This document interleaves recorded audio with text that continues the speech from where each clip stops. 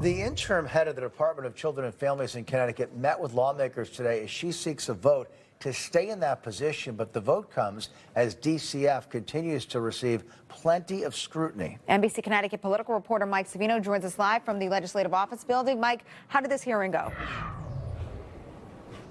Well, Kevin and Amber, lawmakers are certainly aware that DCF's problems happened before Susan Hamilton stepped into this role on an interim basis, a role she also held when Jody Rell was governor. But now lawmakers want to know, what is her plan to right the ship?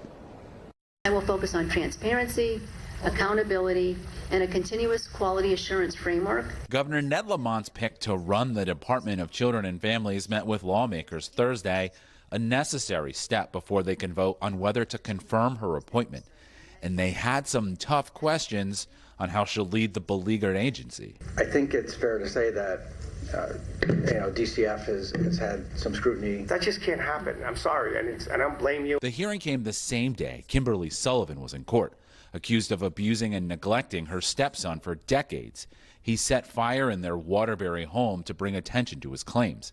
And Wednesday, a man charged with the murder of 11-year-old Mimi Torres Garcia pleaded not guilty. DCF had contact with both families. Making sure that we're driving public policy reform on what we identify as the key priorities and practice concerns. Lamont picked Susan Hamilton in September to take over the agency. Today, she told lawmakers she revised DCF's intake policy to spot more warning signs.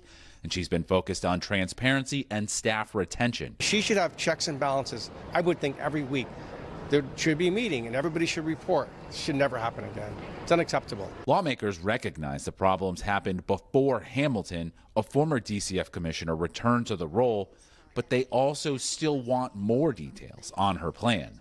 Nobody likes when DCF makes headlines, or because of the fact that something happens and either there was something that was missed, or maybe we could make stronger laws in some ways.